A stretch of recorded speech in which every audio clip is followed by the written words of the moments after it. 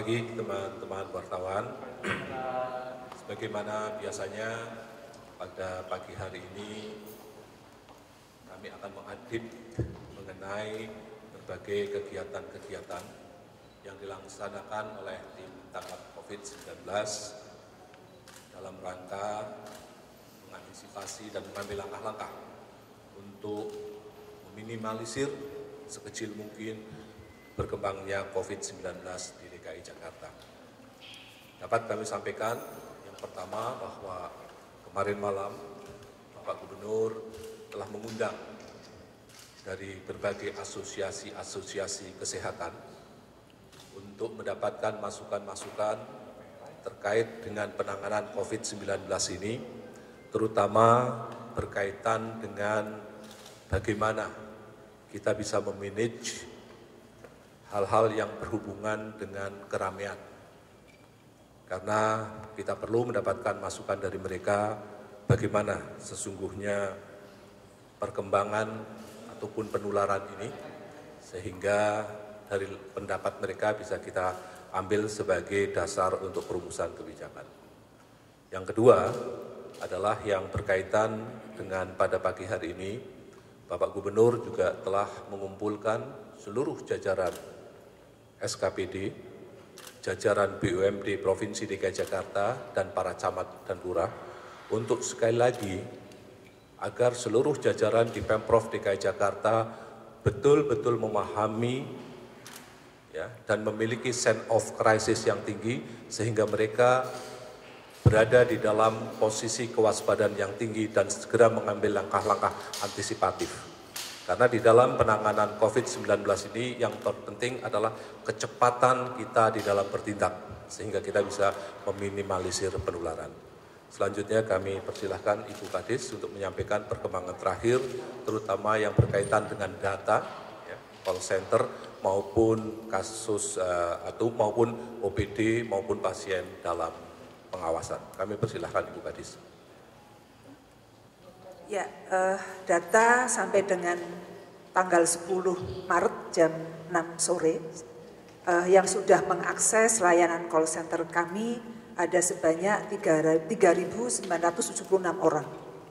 Kemudian orang dalam pemantauan atau ODP, alhamdulillah 331 orang sudah clear selesai dipantau. Sedangkan yang masih dalam proses pemantauan 70 orang. Jadi tim kami masih memantau 70 orang. Kemudian untuk PDP, pasien dalam pengawasan. 97 pasien masih dalam perawatan di rumah sakit.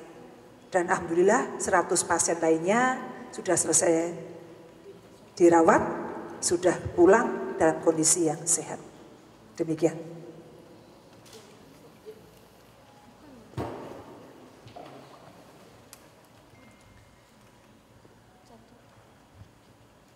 Assalamualaikum warahmatullahi wabarakatuh. Selamat pagi, salam sejahtera untuk semuanya. Baru saja kita selesai melakukan briefing kepada seluruh pimpinan SKPD, pimpinan BUMD di lingkungan Pemprov DKI Jakarta. Kita memaparkan semua kemungkinan skenario yang harus kita siapkan dan langkah-langkah yang perlu dikerjakan. Ada beberapa pelajaran penting yang kita review dari beberapa negara. Muncul kasus beberapa, kemudian secara sporadik meningkat dan drastis. Ada Iran, ada Italia, Amerika Serikat, kemudian beberapa negara yang lain. Tapi ada juga yang melakukan langkah-langkah di awal. Sesudah itu terjadi, lalu terjadi pembatasan pada kegiatan masyarakat. Bahkan di Italia sampai ada lockdown seluruh negara. Nah, langkah-langkah yang harus kita kerjakan adalah langkah-langkah mengurangi ruang interaksi antara mereka yang terpapar dengan masyarakat umum. Nah, kami di Jakarta menyadari bahwa saat ini ada kasus positif 27. Maaf, di Indonesia, di Jakarta kita tidak berwenang untuk menyebutkan jumlahnya yang di Jakarta. Tapi Jakarta ada kasus-kasusnya. Karena itu kita memilih untuk melakukan tindakan proaktif sebagai sikap bertanggung jawab melindungi warga dari potensi tertular virus corona. Langkah yang kita lakukan adalah pembatasan interaksi di ruang-ruang publik antara pribadi-pribadi yang satu sama lain belum tentu memiliki keterkaitan, crowd yang umum yang punya potensi paparan. Di beberapa tempat kita cek, baik di Italia, di Amerika Serikat maupun di Iran, mereka cenderung tidak ketat di dalam membatasi ruang interaksi. Begitu kasusnya meningkat drastis, baru dilakukan pengetatan. Tapi ada negara yang melakukan pengetatan dari awal. Ada Singapura, ada Vietnam, ada Selandia Baru. Mereka melakukan pengetatan dari awal. Pengendalian itu dilakukan. Nah, kami di Jakarta mengambil rute pengetatan di awal. Karena itu beberapa langkah kita lakukan di Jakarta ini. Pertama di tingkat internal jajaran Pemprov. Jadi kita akan membentuk tim review perizinan. Semua kegiatan-kegiatan yang akan diselenggarakan di Jakarta harus dilaporkan kepada tim review perizinan. Nanti tim review perizinan akan memperhatikan beberapa faktor yang berpengaruh. Misalnya peserta dari mana, jumlahnya berapa, kegiatannya, intensitas kontaknya, dan lain-lain. Dari situ nanti diputuskan apakah diizinkan jalan dengan persyaratan atau harus ditunda atau harus dibatalkan. Ini untuk kita bisa mengendalikan interaksi agar tidak terjadi penularan yang tidak perlu. Kemudian yang kedua, Pemprov DKI Jakarta juga melakukan langkah-langkah untuk mencegah bila terjadi di jajaran. Bila di jajaran Pemprov ada pribadi yang memiliki gejala seperti coronavirus, maka atasannya dan yang bersangkutan harus melaporkan pada Dinas Kesehatan. Dan bila Dinas Kesehatan mengatakan bahwa yang bersangkutan harus melakukan pemeriksaan dan harus isolasi diri sambil menunggu hasil, maka Pemprov mewajibkan untuk dia mengikuti semua instruksi Dinas Kesehatan. Dan bila isolasi diri, tidak ada pemotongan gaji dan tidak ada pemotongan tunjangan kinerja.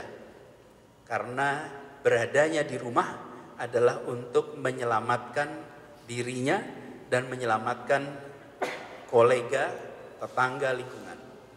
Bukan tidak berada di kantor, tapi harus mengikuti prosedur karantina yang ditetapkan oleh Dinas Kesehatan.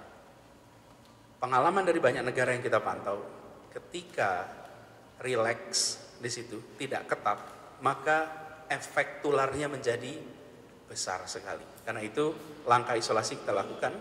Jadi seluruh jajaran baik BUMD, baik ASN maupun pekerja kontrak semuanya sama. Tidak ada pemotongan gaji dan TKD bila mereka harus melakukan self quarantine. Kemudian yang terkait dengan kegiatan publik itu tadi sampaikan supaya semuanya mengajukan perizinan. Tim ini terdiri dari jajaran Pemprov dan juga dari Polda Metro. Lalu yang berikutnya adalah kegiatan hari Minggu. Kita memiliki HBKB, Hari Bebas Kendaraan Bermotor, atau lebih populer disebut Car Free Day. Untuk 2 pekan ke depan, demi menjaga dan melindungi warga Jakarta dari potensi penularan, maka 2 minggu ke depan Pemprov DKI Jakarta meniadakan hari bebas kendaraan bermotor. Sesudah 2 minggu kita akan pantau lagi. Ini kita lakukan sambil melihat bagaimana perkembangan penularan coronavirus ini. Sesudah 2 minggu nanti kita review. Tapi hari Minggu depan dan minggu berikutnya HPKB ditiadakan. Yang berikutnya, Jakarta terjadwal untuk menjadi tuan rumah dari Formula E. Komunikasi kita terus lakukan selama beberapa waktu ini, sangat intensif memantau perkembangan di seluruh dunia. Bukan saja perkembangan di Jakarta.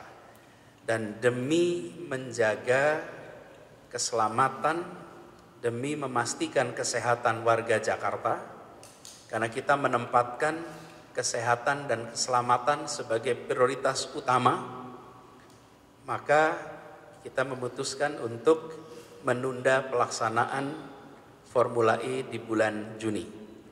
Waktu pelaksanaannya akan dibahas kemudian, tapi bulan Juni sudah ditetapkan bahwa itu tidak dilaksanakan.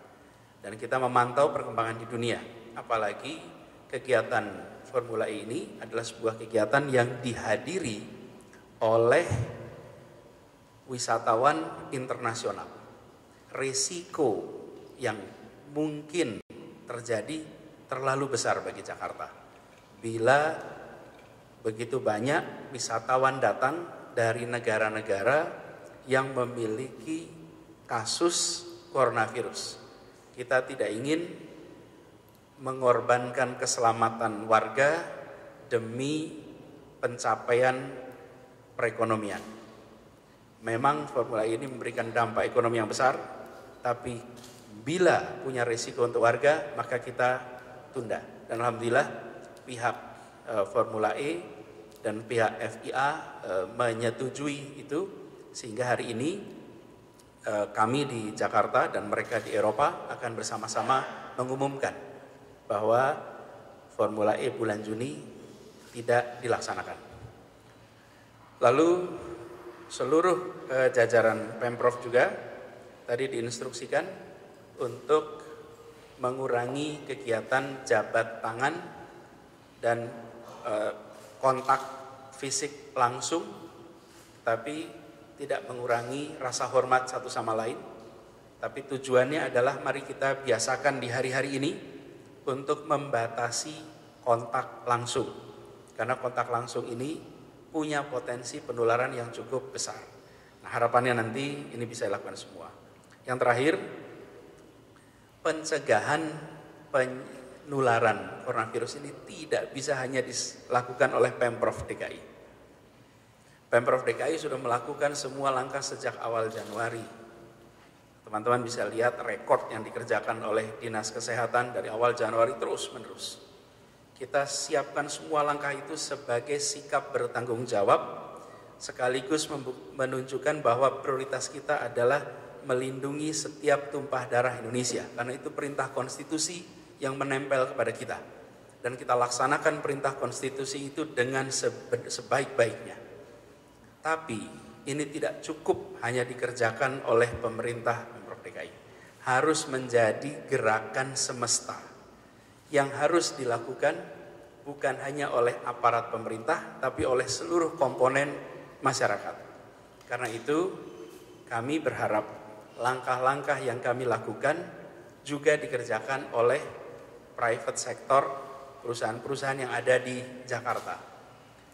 Kami hanya bisa memberikan anjuran bila ada salah satu staf pegawai yang ditengarai atau masuk dalam kategori orang dalam pantauan atau pasien dalam pengawasan, maka kami lakukan instruksikan untuk kerja di rumah dan tidak dikurangi penghasilannya.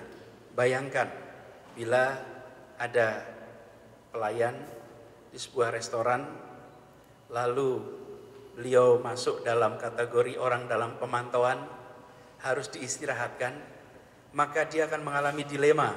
Bila istirahat, penghasilannya hilang.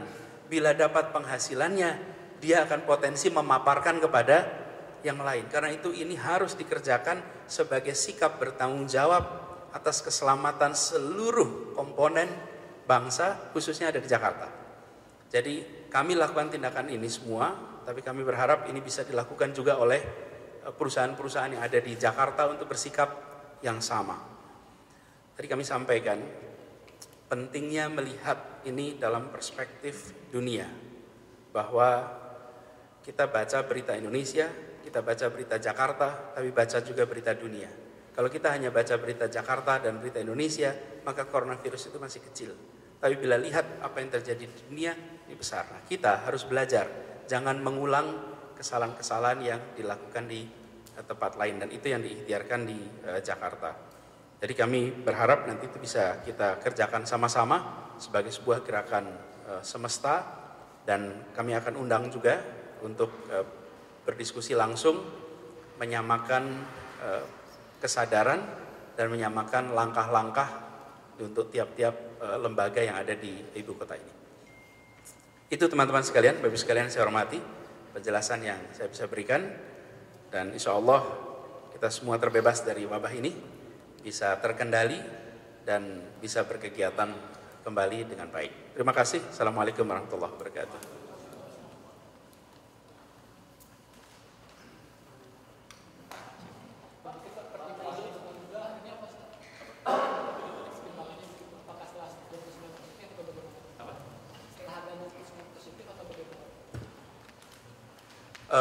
Begini, tadi saya sampaikan, di banyak negara seperti kasus begini, Italia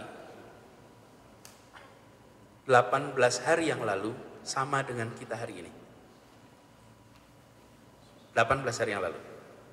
Dan sekarang di Italia kasusnya lebih dari 9.000. Kita tidak ingin Jakarta mengalami seperti itu. Tapi untuk tidak mengalami seperti itu, kita harus melakukan langkah-langkah pembatasan kegiatan warga. Kalau tidak dilakukan langkah-langkah pembatasan kegiatan warga, punya potensi. Tentu kita tidak berharap. Saya sampaikan, jangan panik dan jangan menyebarkan berita-berita yang tidak terkonfirmasi. Tapi jangan juga ekstrim yang lain, rileks dan menganggap enteng. Kalau rileks anggap enteng, itu udah ada beberapa negara. Bahkan ada yang wakil presiden di Iran terkena. Pangap di Italia. Hari ini Inggris, Menteri Kesehatan terkena. Jadi kita harus punya keseriusan, tapi jangan panik, karena memang tidak ada yang perlu dipanikkan. Cukup kita lakukan langkah-langkah yang tertib, yang terukur, dan bertanggung jawab.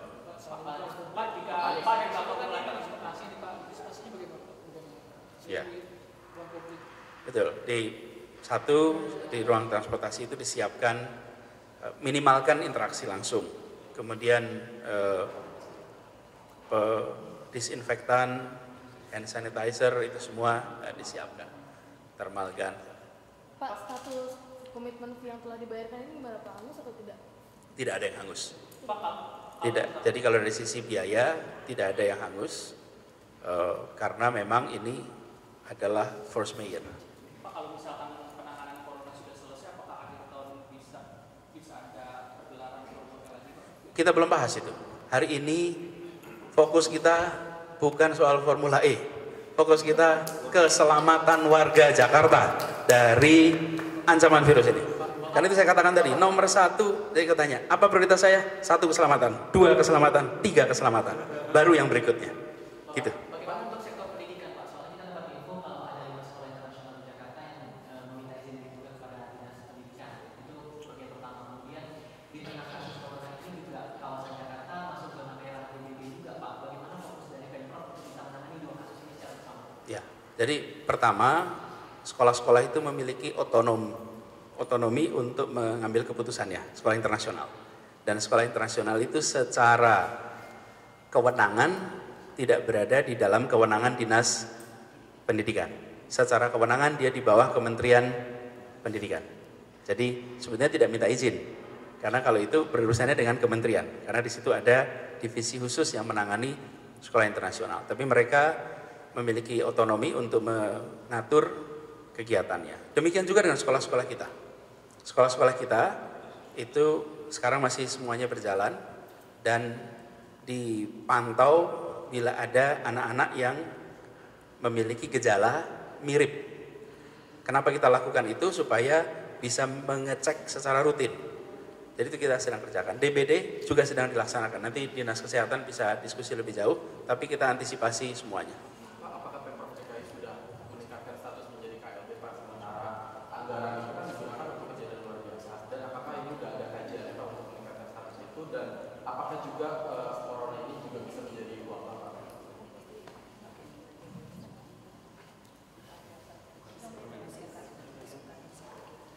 Nanti mengikuti peraturan Kementerian Kesehatan, tapi intinya kami Jakarta kemarin siang sudah rapat, kita sudah alokasikan sementara ini 54 miliar untuk bisa menangani.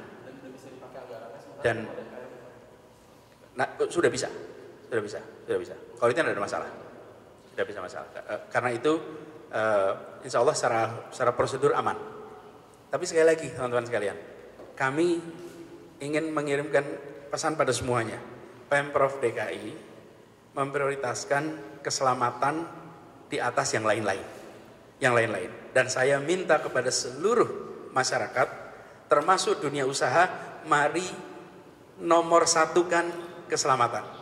Jadi kalau ada P itu 3, ada 1 profit, ada 2 people, ada 3 planet, hari ini diangkat, ubah. Nomor 1 people, nomor 2 planet, nomor 3 profit, nomor 1 people. Begitu ya? Cukup teman-teman sekalian? Ini kan anak sekolah ujian nasional akan segera dilakukan. Apakah diliburkan atau tetap berjalan? Apa itu? Ujian nasional. Oh, itu nasional, bukan kami. Nasional kebijakannya. Tapi intinya teman-teman sekalian, intinya adalah kurangi interaksi yang tidak perlu. Dan bila dilakukan interaksi, maka lakukan dengan baik, tertib, rapi, ikut etika, batuk, cuci tangan rutin, ketemu siapa saja cuci tangan rutin, dan sering, dan dianjurkan menggunakan air dan sabun, bukan semata-mata disinfektan. Sekali lagi, ini adalah langkah untuk antisipasi, mudah-mudahan tidak terjadi peningkatan. Kalau tidak terjadi, kita bersyukur. Bila terjadi, kita siapkan seluruh measure-nya. Istilahnya adalah social distancing measure. Jadi cara-cara kita menjaga interaksi sosial agar lebih terkontrol. Itu saja teman-teman, terima kasih.